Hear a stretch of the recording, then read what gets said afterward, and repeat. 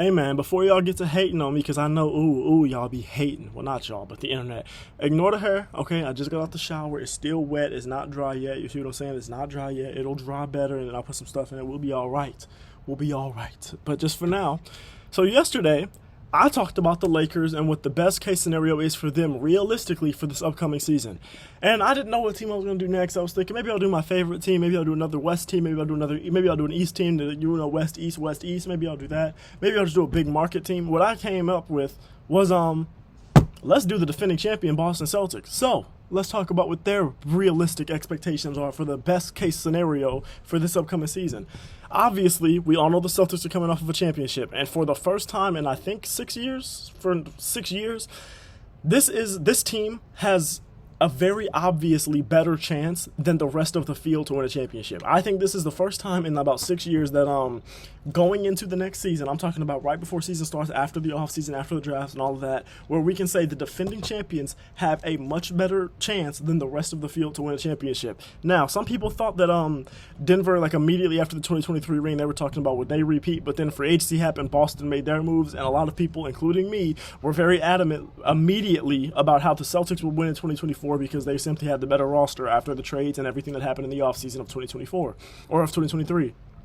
So, now that free agency is over, the draft is done. I don't expect for there to be any more big moves. It doesn't seem like there are any more big moves on the horizon before the 24-25 season starts. It seems like most of the big names that we thought were going to get moved got moved, and then some of them it seems like they're just going to be with their teams until about the trade deadline at least.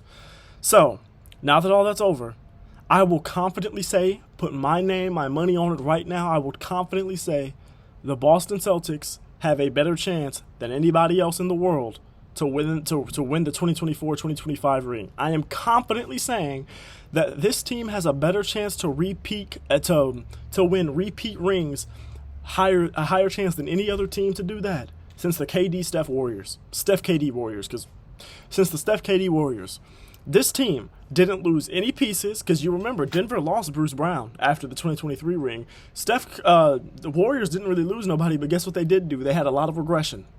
Before that it was the Warriors, and then in 21 was that the Bucks?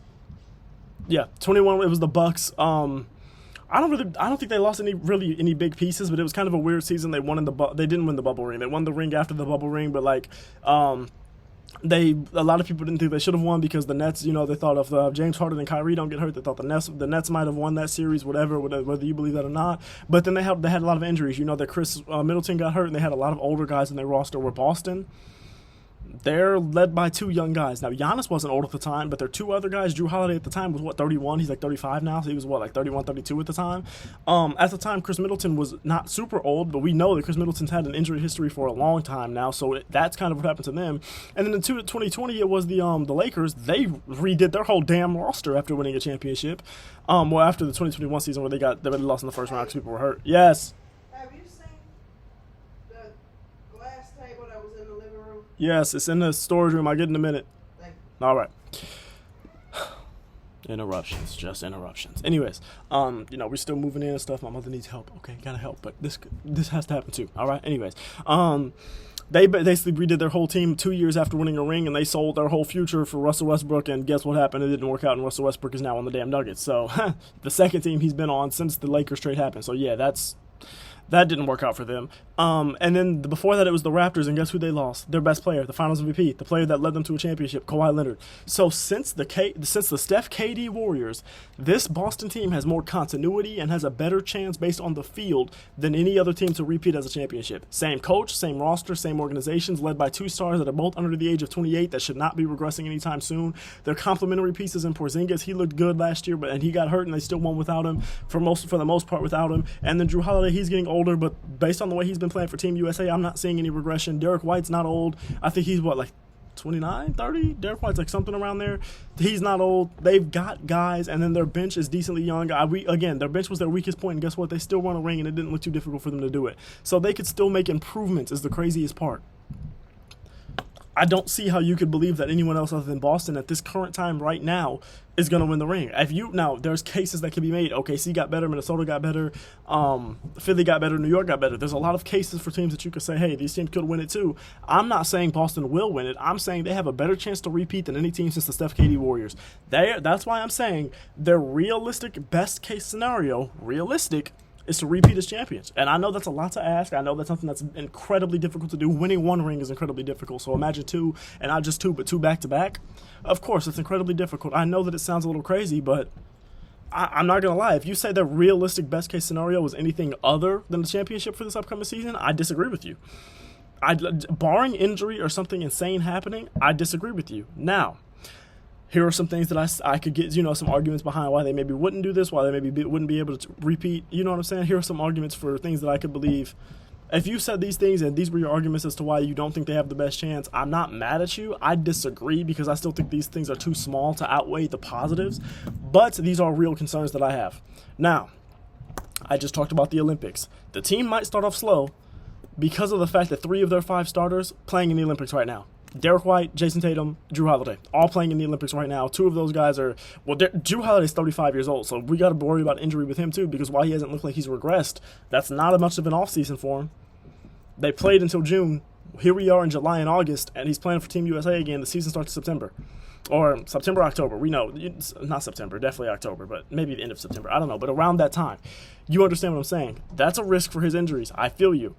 You could say, oh, they're going to start the season slow because those 3 guys are going to be starting on basically no rest at all for the whole offseason. I feel you. But the counter to that could also mean that those guys are simply just going to be in phenomenal shape for the season to start, and that means that there won't really be any downtime in the beginning of the season, like sometimes we see an adjustment period or everything like that. Well, we don't have to really worry about chemistry adjustments because the team is the same. We don't have to worry. We won't have to worry about them being in shape because guess what? 3 of the 5 guys have been playing the whole damn summer basically. We won't have to worry about them being in shape. The only thing that really is concerning about that is the injury possibilities. Jason Tatum's been a pretty healthy guy. Derek White's been a pretty healthy guy. Drew Holiday, he's older and he's definitely had some injuries in there, but you know what I'm saying? But it's not like it's been Porzingis that's just been playing the whole summer.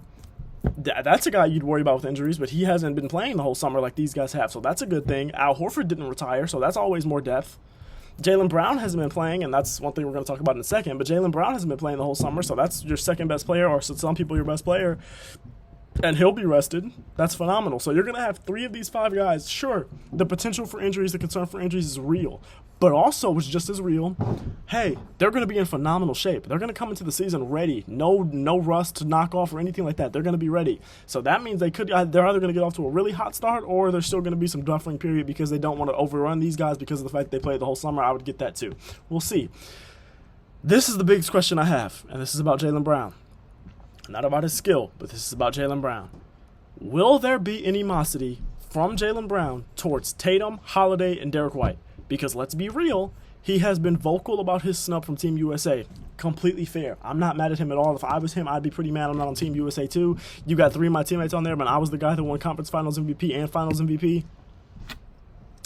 I'd be a little confused about that too. He also had his teammate Tatum get on the cover of 2K25.